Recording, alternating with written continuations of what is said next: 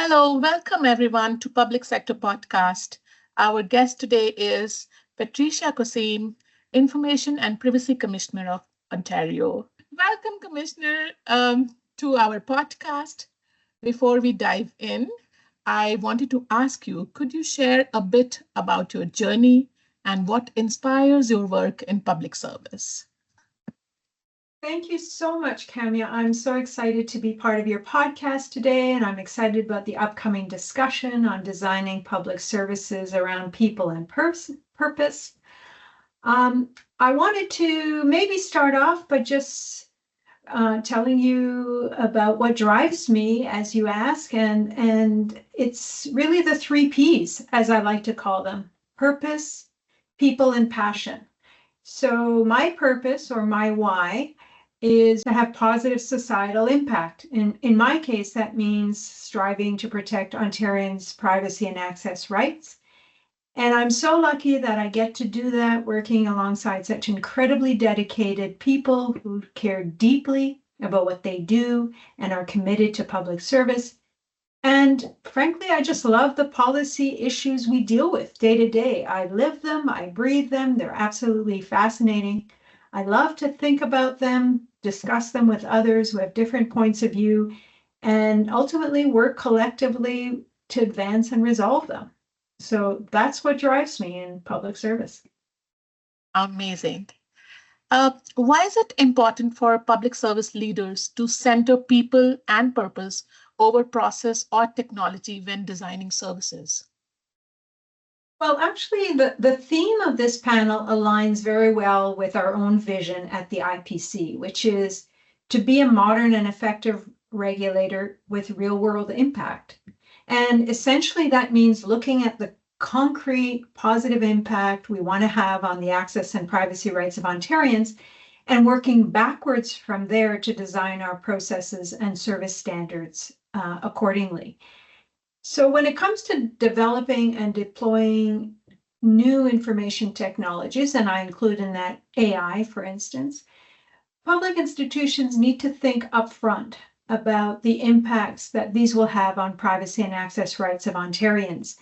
And that means anticipating the risks to individuals' personal data, building in protections in the very design of the project that will mitigate those risks, rather than waiting until after the fact, once the technology's been designed and already deployed, to try to retrofit it, which is usually impossible to do. So there's lots of tools out there to do this: privacy impact assessments, threat and risk assessments, algorithmic impact assessments. But what all of these tools have in common is really a very sharp focus on the likely impacts that the technology is going to have on the people we serve. And that takes a very systematic, disciplined approach to think through some of the implications beyond the obvious ones, so that ultimately the technologies we build serve the citizens we work for and not the other way around. So I would say that increasingly there's a recognition that to fully understand these fuller, broader potential impacts in a real world kind of way, you need to consult with the people who will ultimately be affected. And that means, as part of these assessments, you need to have meaningful consultations with affected communities in order to be able to see things from their points of view, right? Because unless you walk in their shoes, it's really hard to see things from their perspective. Absolutely. So, how should communities and other interested parties balance privacy and transparency when designing services? That's a great question, Camilla, because firstly, I want to say and dispel the myth right from the beginning that somehow privacy and transparency are a trade-off, that you can have privacy or you can have transparency, but not both. And that's simply not the case.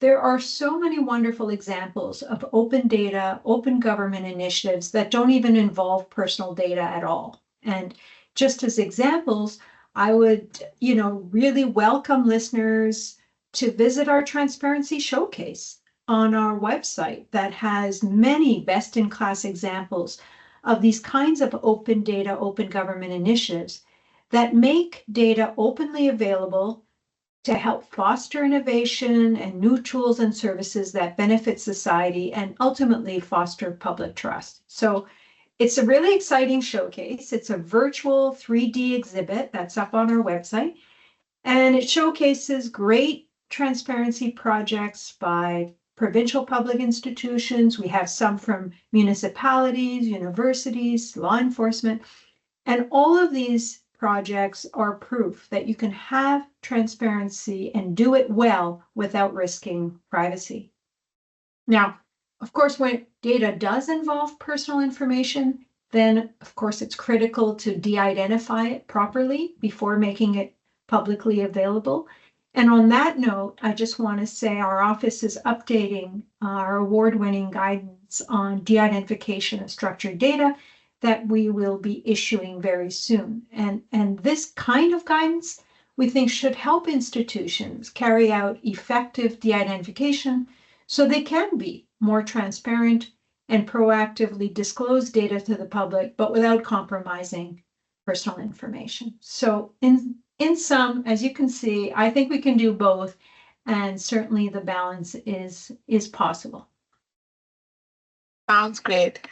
So, how do we move from intent to action when it comes to embedding equity and inclusion into public service design? That's another great question. And one area where it comes up, at least in the context of our work, is when we oversee AI technologies or artificial intelligence. As we all know, AI systems and tools bring many benefits to government services and programs, but we also know they introduce new risks to privacy and potential discrimination resulting from historical bias or inequities inherent in the data sets that are used to train AI models. So in a joint statement that we issued with the Ontario Human Rights Commission, we advocated for strong AI governance to prevent privacy violations and discrimination. So to mitigate against these violations, it's crucial to have robust governance frameworks in place to cleanse the input data from inequities by using more inclusive approaches to data, and continually testing and auditing AI systems to catch and address biases in the resulting outputs.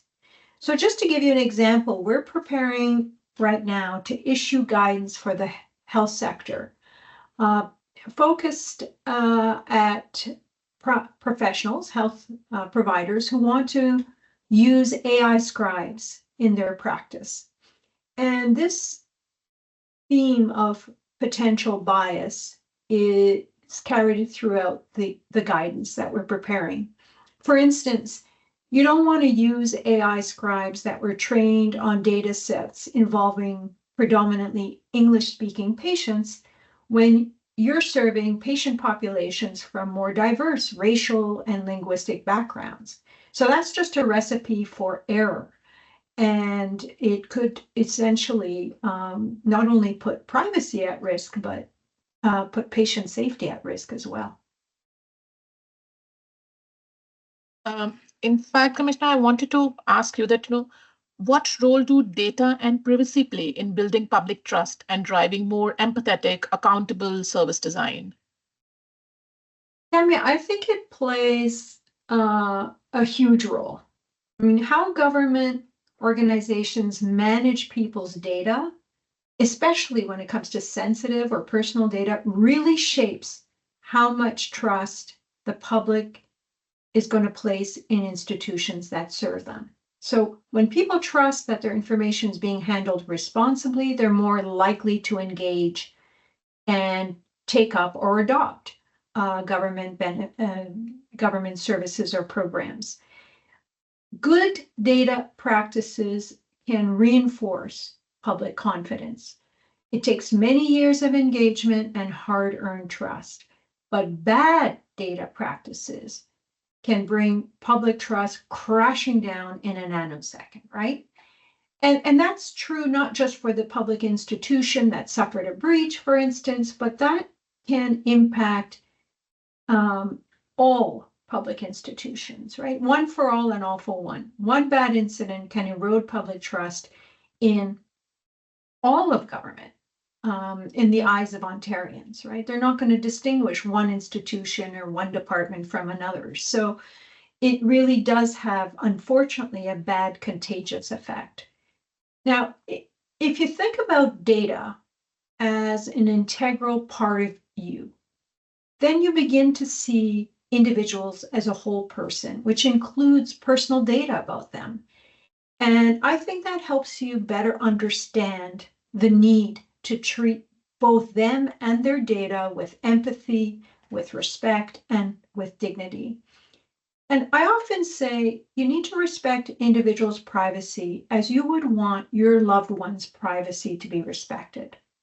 And when I mean your loved one, I mean people in your life that you care the most deeply about. And I say that deliberately rather than, the enduring principle of treating others as you yourself would want to be treated. Because I think often it's too easy for us to be cavalier about ourselves, pompous, or even arrogant in discounting the privacy impacts, saying we don't really care about our privacy. We much prefer to get the service. What's the big deal, etc. But I would venture to say that even the most technologically inclined among us, the earliest of adopters, and the ones who are most comfortable with technology, will still admit to caring about the privacy impacts of such technologies, that when it comes to, say, their aging parents or their young kids or other loved ones in their life that may be more vulnerable than they themselves feel. So I think that lens or that perspective really brings the kind of empathy, respect, and dignity we owe to the Ontarians we serve. So, how can public sector teams balance the need to continually improve without being overwhelmed by constant change? Well, change is constant, right? As my mother would say, tout change sauf le changement. Le changement change toujours, which means that everything changes except change itself. Change always changes. And at the IPC, we have the benefit, but also the challenge of seeing rapid technological change every day. That's what we do. We're constantly on the cutting edge of emerging and innovative technologies. The ones that are jaw-dropping to many have become standard fare for us, given our line of work. And the only way, I think, to survive this pace of change and to be able to get on top of it is to really maintain focus and to focus on really the key priorities, key strategic priority areas where you think you will have the greatest positive impact and where you can realistically, feasibly bring about positive change. And that's why, at least in our office, we're guided by a strategic plan that enables us to focus our energies and allocate our resources on key priority areas that of highest risk that matter the most to Ontarians. And the 4 priorities we currently have are privacy and transparency in a modern government, children and youth in a digital world, next generation law enforcement, and trust in digital health. And those were the key strategic priorities that governed our office during my first mandate, which just ended July 1st of this year. And as I start out my second term, we're going to be looking to refresh these strategic priorities. But I can tell you one thing's for sure is we are going to continue to have focus on and be guided by priorities, because in my view, that kind of disciplined focus is the only way you can effectively deal with change and stay ahead of the curve. Thank you so much for the great insights and congratulations on your second term. Thank you. Thank you. So, what are some of the biggest takeaways you hope attendees will leave with after your session at the event? I think I would say two key takeaways. One is trust in public services is essential. People need to feel safe, they need to feel respected, and they need to feel confident in their interactions with governments if they're going to avail themselves of new technologies, programs, services in this innovative era. The second thing is that privacy and transparency are actually fundamental to building that public trust and are really the cornerstones upon which to build the services of the future. So I think that really those are the key takeaways, at least that I would like for people to take away from the session. Perfect. And the last question for you. When you're not thinking about privacy and data, what's something you're passionate about or a surprising hobby people might not expect? Well, when I'm not thinking about work, which is not very often, but when I'm not thinking about work, I'm probably thinking about which outdoor activity we're going to be doing on the weekend, either hiking or camping or bike riding or cross-country skiing or whatever. And it usually starts to creep up sometime around Thursday afternoon. Usually involves checking the weather app, coordinating the family schedules at home here, organizing our equipment, and always involves checking in advance to see if dogs are allowed, because surely Rocky's going to come along for the ride. So that's really what I think about and I do outside of work, and it keeps me happy and certainly balanced in the most positive way. Amazing. Thank you so much, Commissioner, for your time today and for the great insights. And we look forward to having more of these conversations in future. Thank you so much. Again, best of luck with the upcoming conference. I look forward to participating and contributing and learning from others as well. Thank you so much.